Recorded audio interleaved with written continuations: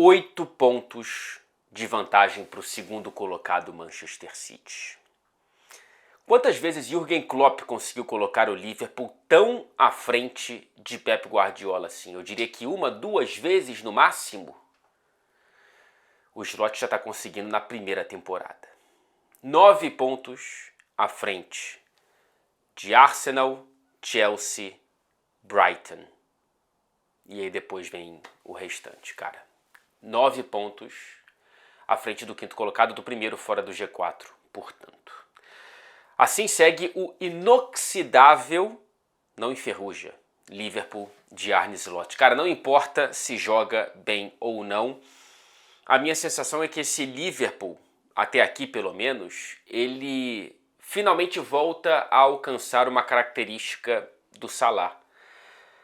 A relação do Liverpool com a vitória parece ser agora tão próxima quanto a do atacante egípcio com o poder de decisão, com os gols e com as assistências. Esse Liverpool, faça sol, faça chuva, faça neve, parece que a vitória ela é quase certa, mesmo quando o roteiro do jogo parece que dessa vez não vai.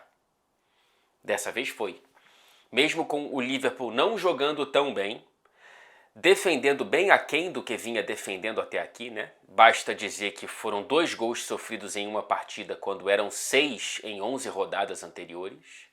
E mesmo assim consegue marcar 3 vezes e mesmo assim o Salah consegue mais uma vez ser absolutamente decisivo para esse Liverpool. Agora são 10 gols marcados e 6 assistências em 12 rodadas para o maior egípcio da história e o maior jogador africano da Premier League. E um dos maiores da história. É disparado o maior número de participações diretas para gol nessas 12 primeiras rodadas, 4 à frente de Haaland, Palmer e Bukayo Saka. Eu repito sempre que for necessário, e eu espero que não seja necessário por tanto tempo quanto já foi. Cadê a renovação para a garantia senhorita FSG? Por favor, cara. O Salah não pode sair do Liverpool. Não tão cedo. O jogo passou por problemas desnecessários, né? Esse Liverpool poderia e até deveria conseguir uma vitória com menos sustos contra esse Southampton, que tem bons lampejos, mas tropeça em si mesmo, né? E dessa vez foi muito flagrante esse tropeço no próprio cadarço. Entregou 3 gols para o Liverpool. Eu sei que é chato falar isso, porque você parece tirar méritos do adversário. E como é que eu vou tirar mérito, por exemplo, do gol do Salah com bola rolando, quando ele recebe um passe maravilhoso do Gravenberch, mas o goleiro do Southampton parece que estava protegendo o Gandula e não o gol. Mas enfim, o Southampton ele tem bons lampejos de futebol, mas não tem consistência, não tem qualidade para fazer isso, ainda mais contra um time do quilate desse Liverpool. E agora a gente tem a cereja do bolo, né? Assim, não basta você estar a 8 pontos à frente do Manchester City numa crise sem precedentes na era Guardiola, você enfrenta o Manchester City no seu estádio na rodada seguinte. Ou seja, o Liverpool ele pode impor ao City a 4ª derrota consecutiva na Premier League e abrir 11 pontos de vantagem antes mesmo de a gente entrar no mês de dezembro. Isso não é garantia de nada, veja lá quantos pontos o Arsenal já teve à frente do Manchester City nessas brigas pelo título, mas existe uma diferença muito clara aí, e isso não é uma provocação ao Arsenal, é um fato. Esse elenco do Liverpool, ou grande parte dele, já foi campeão da Premier League. Já fez mais de 90 pontos em 3 temporadas. Já foi campeão da Liga dos Campeões. O Arsenal não. Então existe dentro desses jogadores do Liverpool uma casca que o Arsenal ainda não conseguiu criar com esse elenco. Então, abrir 11 pontos do Manchester City, o que ainda não está aberto, então não vou nem entrar nessa. Abrir 8 pontos do Manchester City já é algo absolutamente sensacional, assim, é melhor do que qualquer sonho nem o torcedor mais otimista do Liverpool, isso é verdade. Apontaria para isso estar acontecendo nesse momento e logo nessa primeira temporada. Então, é aproveitar e girar a faca, meu amigo. Receber o Manchester City e não dar mole. Mas mesmo se der mole, no mínimo sai ainda com 5 pontos de vantagem. Então assim, é um colchão muito, muito, muito confortável. Ainda está muito cedo, não estou falando que o Liverpool já é campeão, bababá, bababá, porque enfim, a gente precisa ser claro para quem não quer entender nem a metade do que a gente fala. Mas é uma situação maravilhosa, meu amigo. Tá com fish and chips na mão. Não tá nem só com fish e nem só com chips. E antes disso enfrenta o Real Madrid. Olha que semana do Liverpool. Ambos em Anfield. E eu estarei nos 2 jogos. Que privilégio. E a estreia do Ruben Amorim, hein? Ipswich 1, Manchester United também 1. Um jogo muito agitado, um jogo lá e cá, com uma excepcional atuação do Onana e uma muito comum, longe de ser exceção, longe de ser excepcional, sensação de que esse time do Manchester United precisa de muitos acertos. O Ruben Amorim vai ter uma moeda muito cara no mercado em que ele trabalha, que é o tempo. Sorte dele que ele entra num clube que costuma dar tempo para os próprios treinadores, mesmo quando parece além da conta. E esse tempo, o mais urgente, o tempo para você dar boas impressões logo de cara, porque isso é necessário, né? Você precisa, logo nos primeiros jogos, entregar alguma coisa, colocar a cenourinha ali na frente dos torcedores, e hoje não teve nenhuma, né? Hoje realmente foi um jogo claramente de uma equipe que está trocando o pneu em movimento e se ajustando a um novo esquema tático. O Manchester United não tem um treinador que usa de maneira primária 3 zagueiros, né, uma linha de 3 atrás, ou de 5, enfim, como você preferir escolher e enxergar a fase do jogo, desde o Van Gaal. E o Johnny Evans era titular lá atrás também, tá? Assim como foi hoje, ao lado do De Ligt e do Mazraoui. E aí o Amorim ele escolheu o Dalot para a esquerda, partida muito ruim do Dalot, todo torto por ali. Do lado direito o Diallo, cara, é um jogador que eu quero ver muito mais dele, tá? Espero ver muito mais com o Amorim do que eu vi com o Ten Hag. O meio-campo pouco móvel com o Eriksen ao lado do Casemiro. Bruno Fernandes e Garnacho atrás do Rashford como camisa 9. O jogo começou de maneira maravilhosa, né? O United conseguindo um contra-ataque, já construindo uma superioridade numérica muito impressionante na transição. A ponta do Dalot tá super livre, para além do Rashford, que foi quem finalizou a boa jogada do Diallo. Mas foi mais ou menos isso, assim, o United criou algumas chances depois, logo no começo do segundo tempo criou outra com o Garnacho, mas não foi um jogo exuberante, longe disso. Muitas atuações que lembram porque o United acabou de demitir um treinador. E porque não é só demitir o treinador que vai solucionar os problemas do Manchester United. Muita gente aquém do próprio melhor, né? Eu só salvo o Onana e o Diallo. Sinceramente, o resto eu não vi muito como elogiar, não. E no segundo tempo a gente viu um jogador que muitos torcedores talvez nem reconheçam mais, chamado Luke Shaw, que não entrava em campo com a camisa do Manchester United desde fevereiro. É um cara que em forma é titularíssimo na esquerda, mas o Luke Shaw em forma é a mesma coisa que você considerar o Reece James no Chelsea. Infelizmente, não dá. Na próxima rodada, o Manchester United recebe o Everton. Antes, no meio de semana, pela Europa League, recebe o Bodo Glimt, enquanto o Ipswich visita o Nottingham Forest. Vamos falar de um time que joga bem semana sim, semana também, assim como a gente falou do Liverpool. O Chelsea consegue mais uma vitória, 2-1 fora de casa contra o Leicester, na primeira visita do Enzo Maresca ao antigo clube. São 4 jogos consecutivos de invencibilidade do Chelsea agora na Premier League, cravado no G4 com a terceira colocação. 22 pontos de 36 possíveis, hein?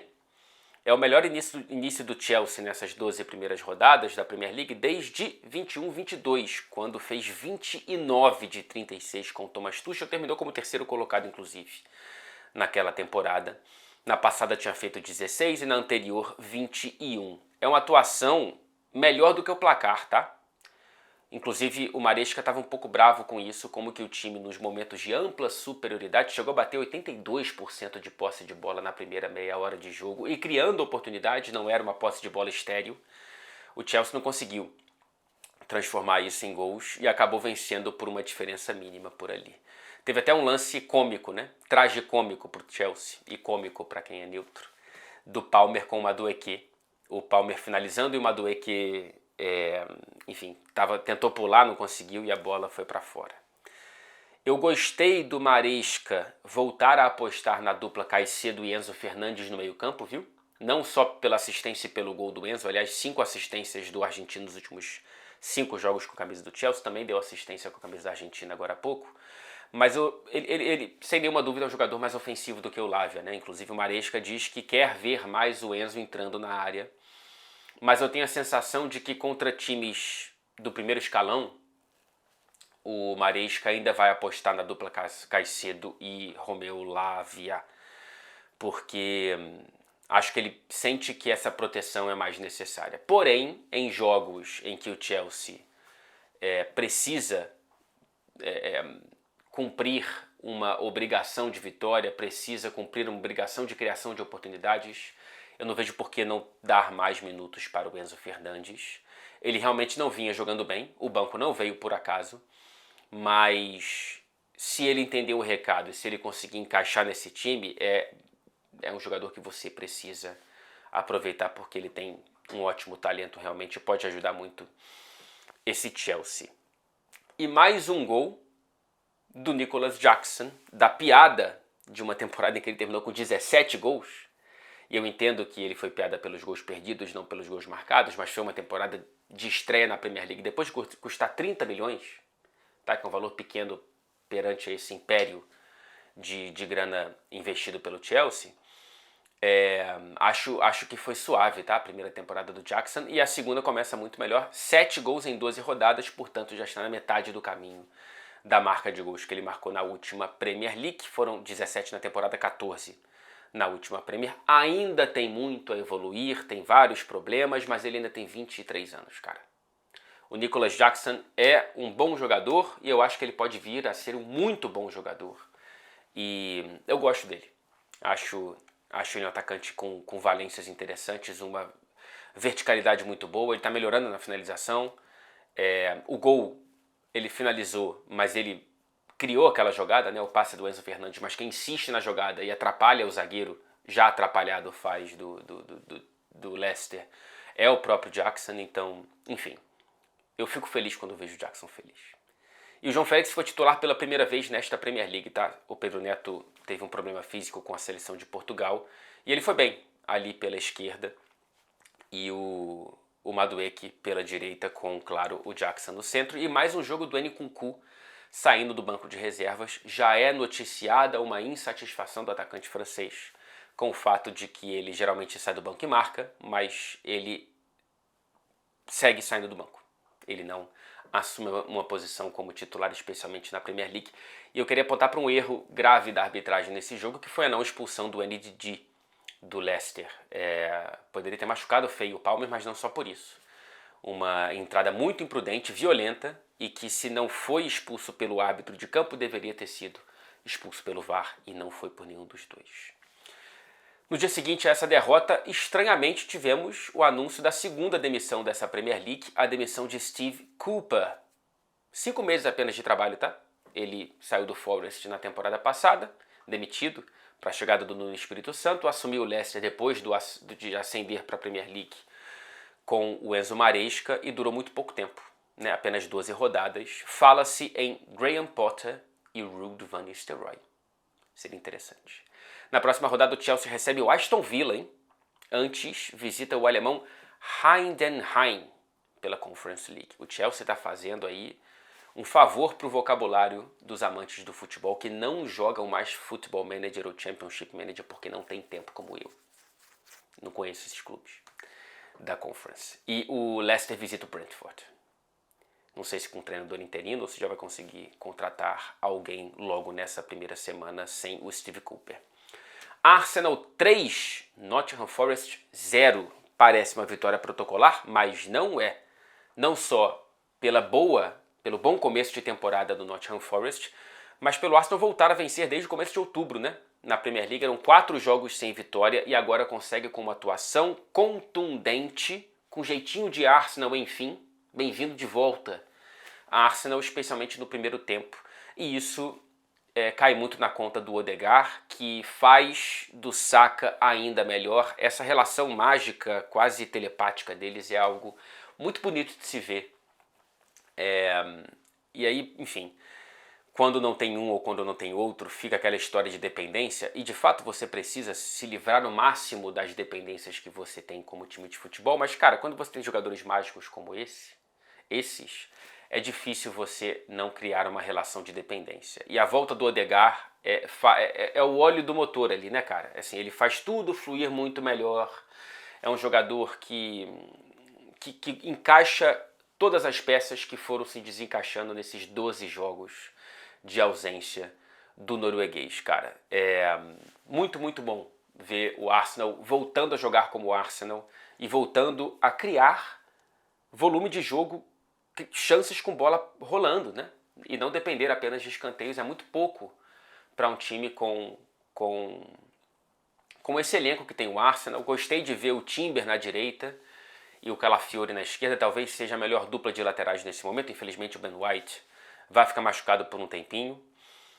O Jorginho muito bem no meio campo nessa ausência do Declan Rice, funcionando bem ali. Eu sei que o Partey ele rouba as manchetes pelo gol que ele faz de fora da área, mas o Jorginho foi muito bem mais uma vez com a camisa dos Gunners. E o brilho do Nwaneri, né? O primeiro gol na Premier League do garoto de apenas 17 anos. E eu vi uma declaração muito bonita do Arteta depois do jogo, tá? Ele fala o seguinte: eu sou responsável por construir uma carreira para ele. E é preciso fazê-lo tijolo por tijolo. Hoje colocamos mais um. E agora é preciso usar o cimento, ter certeza de que não vai secar para colocar outro tijolo por cima. Uma metáfora muito boa, né? Para explicar que é preciso ter calma. É muito talento em poucos minutos e isso cria ansiedade. Em mim também. Eu ainda acho que a gente poderia ter visto mais do Nwaneri na ausência do Odegaard, mas agora o Odegaard está de volta e é preciso realmente administrar os minutos. Mas não sou eu que estou vendo os treinos, o dia a dia, sentindo aquele cheiro de como é que está o comportamento do jogador, do entorno.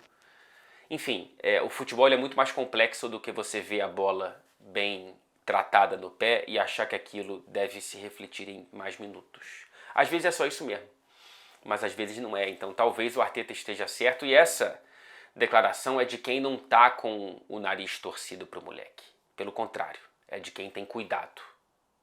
E quem tem cuidado tem carinho. Então, vamos dar tempo ao tempo. Mas eu quero ver mais do Nwaneri assim que possível, Arteta. Na próxima rodada, o Arsenal visita o West Ham, antes visita o Sporting pela Liga dos Campeões. Está numa situação parecida com a do Manchester City. Em teoria, se a nota de corte for como a gente projeta, não pode mais perder para ir direto para as oitavas de final e não cair para a repescagem.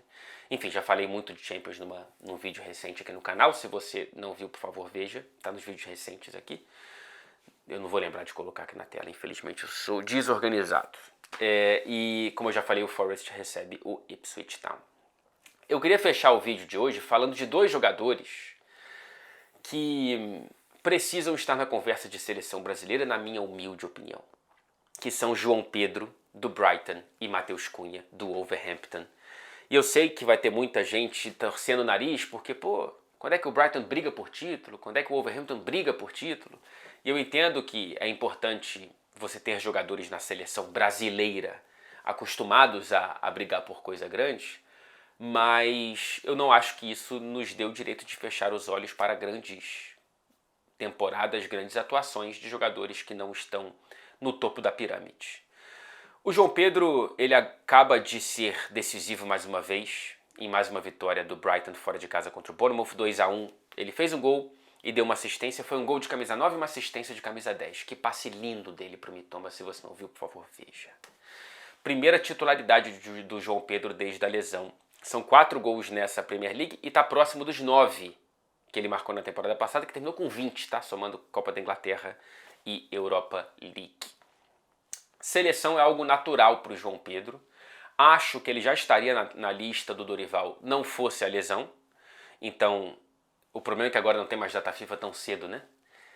Se fosse agora, imagino que ele seria convocado. A próxima é só em março e tem muita água para rolar até lá. mas eu acho que inclusive ele seria naturalmente o titular, tá? Assim, com todo respeito à ótima temporada do Igor Jesus no Botafogo, é um vácuo que existe ali. O Endrick não pegou essa bola, Richarlison lesões, Gabriel Jesus não consegue encaixar, então, cara, eu sinto realmente que o João Pedro poderia e deveria ser considerado, inclusive, para titular de camisa 9. No Brighton ele joga atrás do 9, né, atrás do Dani Welbeck. Eles variam muito, às vezes o Welbeck ele volta pro João Pedro entrar na área. O João Pedro ele tem se aproveitado muito das posições ali como segundo atacante para distribuir lindas assistências como essa para o Mitoma. Mas ele joga muito bem como 9 e eu acho que na seleção ele pode ser esse jogador. Para o Matheus Cunha é um pouco mais complicado, apesar de vir sendo um dos melhores jogadores desta Premier League até aqui, ok? Ah, mas o Wolverhampton está na parte de baixo da tabela. Isso mostra como que o Cunha está conseguindo se destacar no meio de uma equipe que custa para pontuar. Não joga tão mal. Quem vê os jogos sabe disso. Mas custa para pontuar. É impressionante. Dessa vez conseguiu. E com goleada, né? Fora de casa contra o Fulham de virada. 2 gols e 1 assistência do Matheus Cunha. 2 golaços. O primeiro no lançamento lindo do Lemina, que teve que jogar improvisado de zagueiro, e o André voltou para o time titular, inclusive por conta disso, abriu um buraco no meio campo. O Matheus Cunha dominou lindamente e fez o gol, com uma cavadinha ali na saída do goleiro do Fulham, do Leno, e o segundo gol numa sapatada de fora da área depois de uma roubada de mais um grande jogo também do muito bom João Gomes, outro que tem que estar na conversa de seleção, né? Mas ele tá naturalmente. Eu tô falando de 2 jogadores, mais o Matheus Cunha. O João Pedro estaria se não fosse lesão. Mas o Matheus, ele dá uma assistência justamente pro gol do João Gomes, né? Eles trocaram favores ali nessa partida.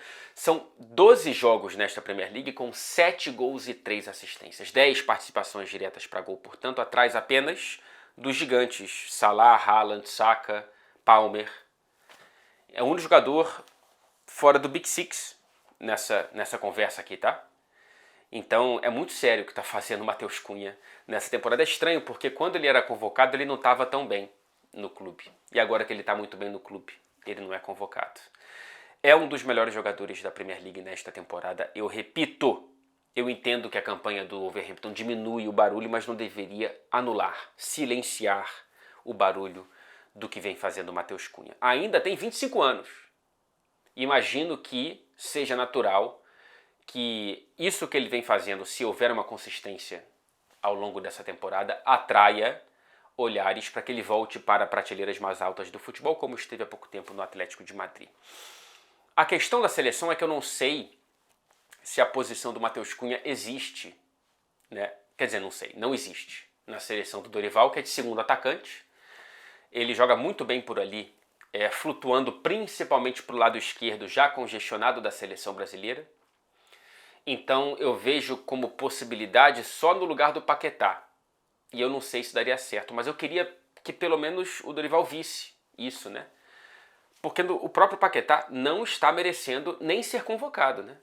Campo e bola, o Paquetá é uma nulidade nessa temporada. Imagino que pelas questões psicológicas de toda a questão do julgamento e tudo mais.